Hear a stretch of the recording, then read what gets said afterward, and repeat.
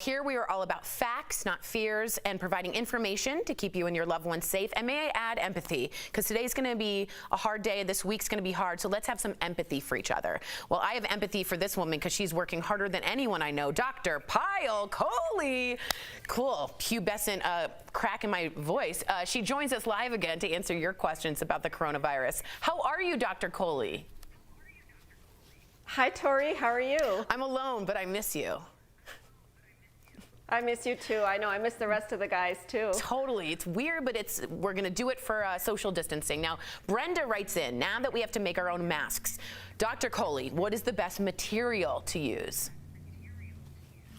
So, Tori, this has actually been looked at, and the two things the material needs to have, the first is breathability, so you have to be able to breathe while wearing it, and the second is it has to filter or have some efficacy in preventing transmission of droplets. So the best material is really 100% cotton, like an old t-shirt, folded in half. Okay, and it's important because Jeff last week was talking about using a ski mask, and I would advise against that because they've actually done some studies that have looked at polyester materials like spandex or polyester, and those actually act like Velcro for the virus. So they actually trap the virus. So really stick with the cotton. And then one other analogy I want to make is think of your mask like you do of your underwear. So you with me on this? Okay, now I am. Weird. Okay, go ahead. Okay, so the underwear, when you touch your underwear, you really just want to touch the edges, right? You don't want to touch it all over and get your hands all over it, and that's how you want to handle your mask. And then the second thing is, just like you change your underwear every day, or at least we hope that you do, fingers crossed, the mask needs to be basically washed every single time you use it. So you have to, as soon as you use it, come home and put it in the wash. You can't use it over and over again. So I recommend making 4 or 5 masks so that you can do your laundry every few days and wash it every single time. Smart. Cotton, the fabric of our lives. Well, our second question comes from Kim. She wants to know if she only goes out to get curbside food service and to go to pharmacies and grocery stores. Is she the one people are they screaming at to stay at home? So Kim, no, we're not screaming at you because really essential reasons are the reasons it's okay to leave your house, like groceries, food, and pharmacy. Having said that, as you talked about earlier in the show, it's really important to minimize those trips. Don't go to the grocery store every day just to get out of the house, particularly if you're one of those vulnerable people. Try to go once every 10 days or so that you're really minimizing those trips. And of course, stay out of those parks, stay out of the trails, stay out of those public places as much as possible. That's good. All right, a quick answer on this one. Terry writes in, the Bronx Zoo just had a tiger test positive for COVID-19. Does this mean the virus can be transferred between humans and animals? Can I catch it from my pets? I've been tweeted this a lot. What's the answer here, Doc?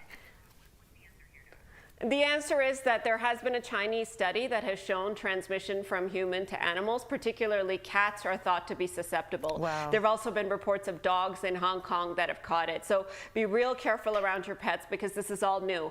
Before we thought it was a human-only virus, and now we're learning it can affect certain animals as well. Wow. All right, well, before we go, what do we always want to do? It's time for Dr. Kohli's silver lining. Yes, Lord. I'm sorry. You do it just as well as Al. Yeah. So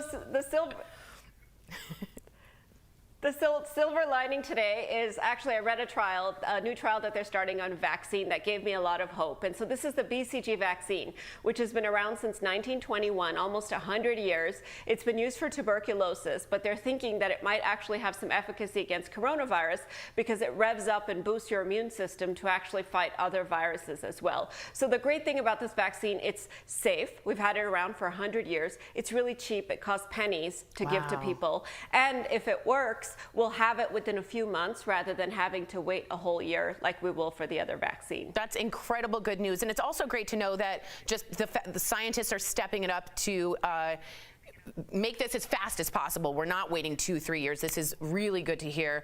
I apologize again for trying to be Al. I think that went okay, but I'd give myself like a B-. Thank you so much, Dr. Kohli. And Dr. Kohli, as always, returns tomorrow. So if you have a question about coronavirus you do want answered to Dr. Kohli, write in to us on social media. You can email us also at info@dailyblastlive.com. There is no panic here. There's just prevention and precautions. Again, thank you for being clear, honest, but spectacular.